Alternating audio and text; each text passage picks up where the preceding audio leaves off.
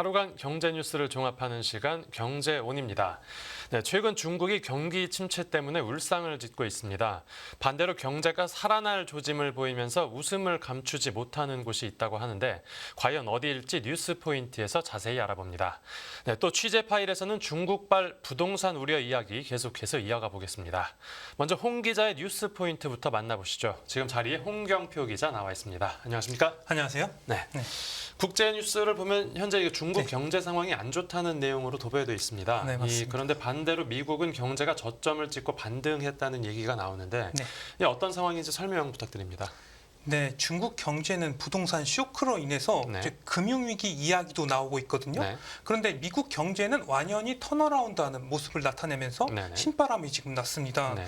워낙 경제 지표들이 좋다 보니까 이를 가라앉히기 위해서 인플레이션을 막기 위해서 네네. 추가적인 금리 인상에 나설 것이라는 시장의 이야기들이 지속적으로 나오고 있고요. 그 추가 금리 인상 가능성이라는 게 이제 얼마나 커진 겁니까, 가능성이? 그래서 지난밤에 미국 연방공개시장위원회 네네. FOMC의 의사록이 발표가 됐거든요. 네.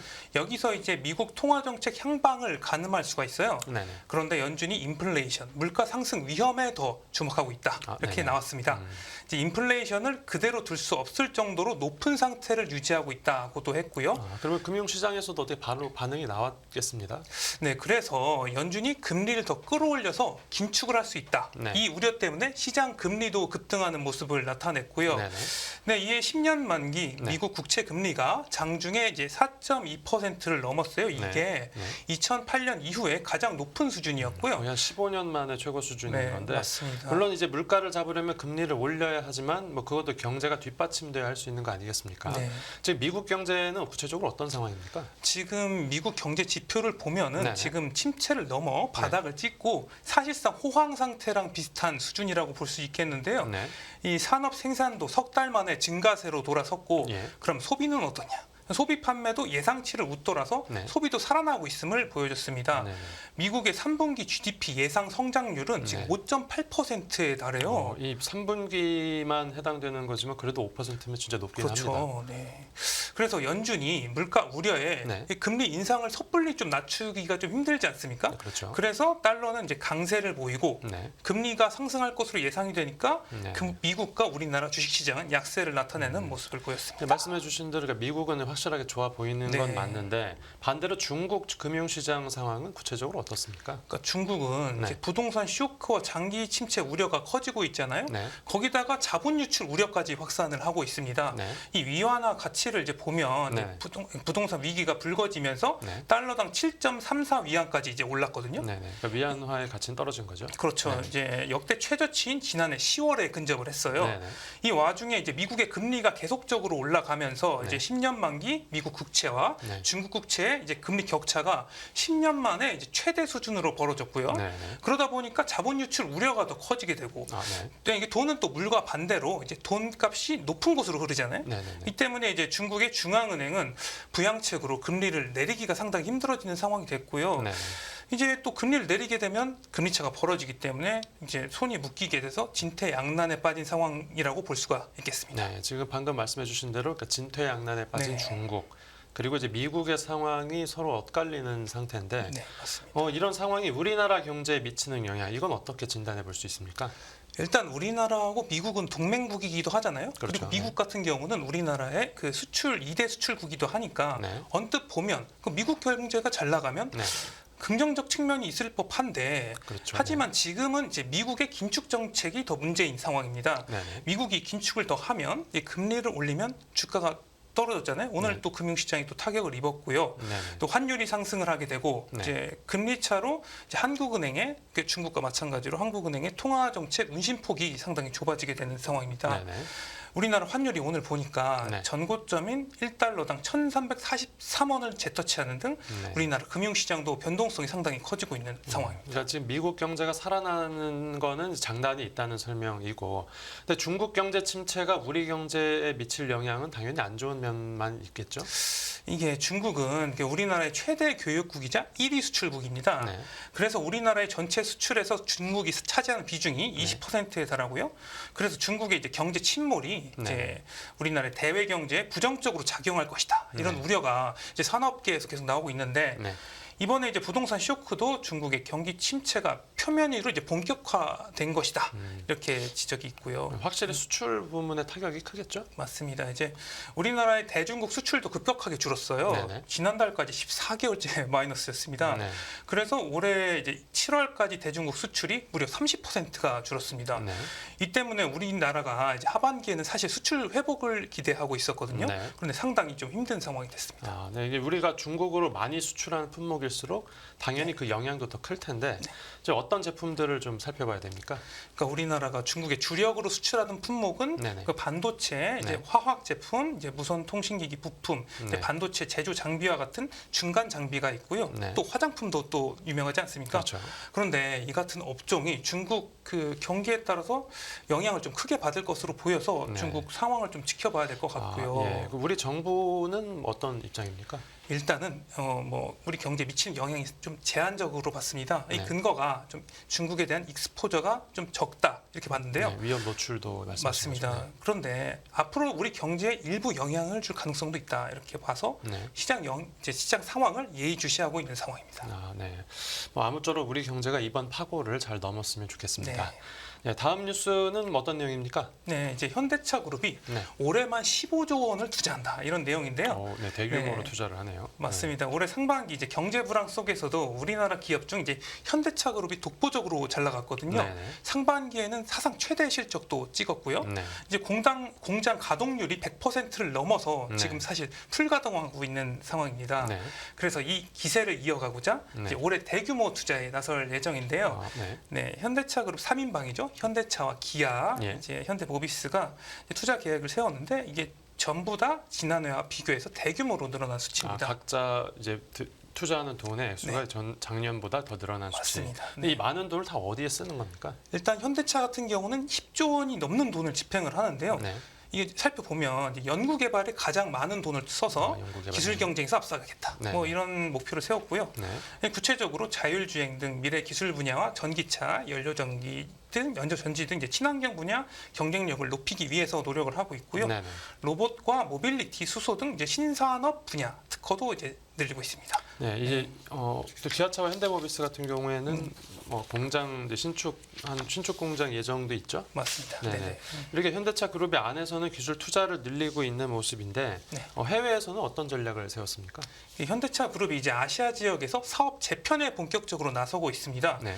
예, 최근 이제 경제적으로 인도가 급부상하고 있잖아요. 그렇죠. 그래서 투자를 늘리고 약간 중국에서는 그냥 탈중국하는 모습입니다. 아, 인도를 집중적으로 공략하는 거군요. 맞습니다. 네. 최근에 인도의 GM 탈레가온 공장을 인수하기로 결정을 했는데 네. 이는 이제 급성장하는 인도 시장에서 주도권을 확보하겠다 이런 결정으로 보이고요. 인도 시장이 뭐 그렇게 매력적입니까? 네, 이게 지금 중국을 제치고 세계 최대 인구 대국으로 성장할 것으로 인도가 예상이 되고 있습니다. 그래서 중국과 미국에 이어서 세계 3대 자동차 시장으로 떠올랐고요. 네. 지금 이제 현대차의 인도 시장 점유율은 약 15%로 2위입니다. 근데 인도에 이미 현대차 공장이 있지 않습니까? 맞습니다. 그런데 이제 네. 코로나19 종식 이후에 이제 네. 인도 시장의 수요 확대로 이제 대응하기에는 이제 지금 현재로서는 생산 여력이 낮다 이렇게 현대차 측에서 판단을 해서 이번에 네. 공장을 인수하게 된 거고요. 네. 이제 인도 시장 진출에 박차를 가하겠다 이런 계산입니다.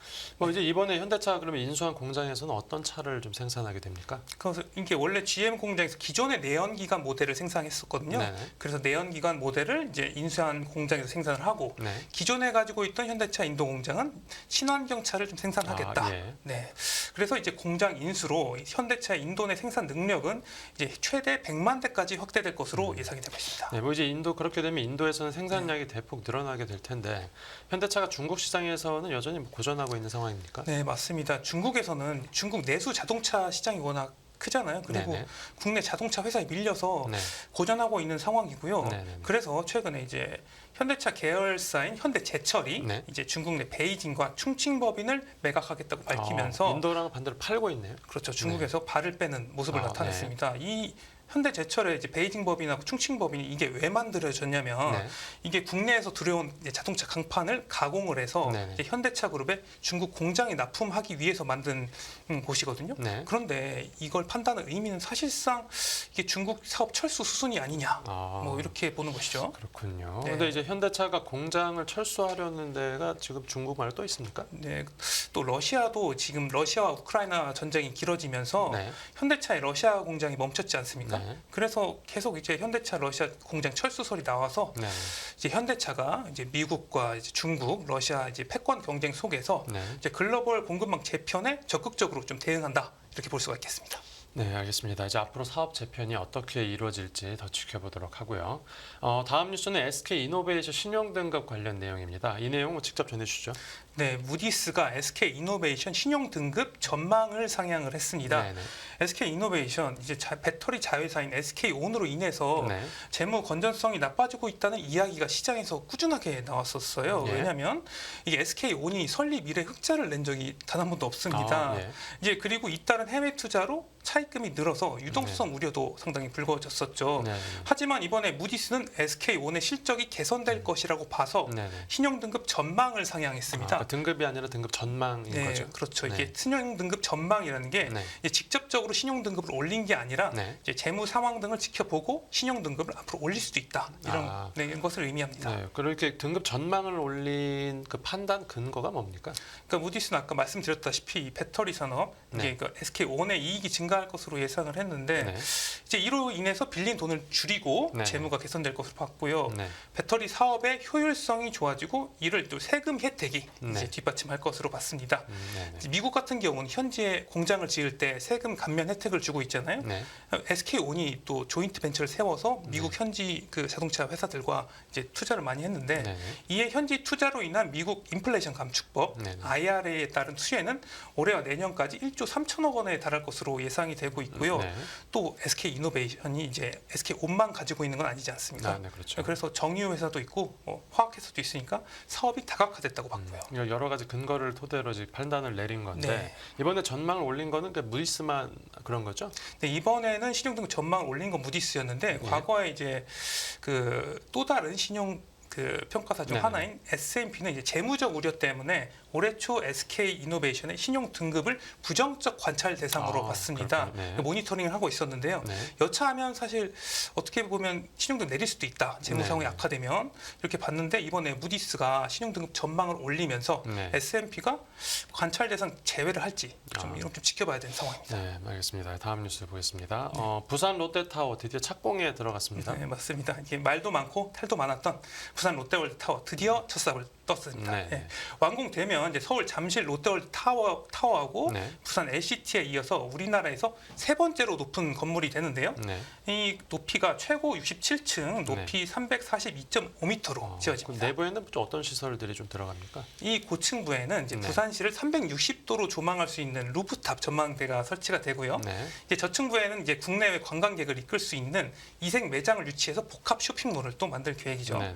네, 그리고 이제 부산시와 롯데그룹은 2030년 엑스포가 이제 지금 유치를 하고 있잖아요. 네. 만약에 열린다면 이 부산 롯데타워가 엑스포를 대표하는 최고 랜드마크가 될 것이다. 아. 이렇게 전망하고 있습니다. 네, 이번에 착공에 들어가기까지는 좀 우여곡절이 좀 있었죠? 네, 맞습니다. 이게 부산 롯데타워가 2000년 건축 허가를 받았거든요. 네. 무려 23년 만에 공사가 시작된 겁니다. 네. 롯데타워는 당초에 이제 107층, 높이 이제 428m 규모로 만들 예정이었는데 네. 요 특혜 시비, 뭐 계획 변경 등으로 공사가 멈추는 등 장시간 사업이 표류를 했었습니다. 그러다 뭐 재개는 어떻게 된 겁니까? 그래서 이제 부산시가 사업 정상화를 위해서 적극적으로 뛰었거든요. 예. 그러니까 지난해 6월 롯데 지주, 롯데 쇼핑과 이제 업무 협약을 체결하고 2026년까지 롯데타워를 완공하기로 결정을 했습니다. 네. 현재 롯데그룹이 그 부동산 PF 위기, 경기 침체 등으로 인해서 롯데건설과 케미칼 등이 좀 어려운 상황에 놓였잖아요. 네. 이번 마천루 건설로 이제 새로운 도약을 할지 좀 주목을 해봐야 될 것 같습니다. 네, 말씀해주신 대로 이제 부산 롯데타워와 함께 롯데그룹도 다시 솟아오를지 기대해 보겠습니다. 네, 오늘 뉴스 포인트는 여기서 마무리 아주 잘 들었습니다. 감사합니다.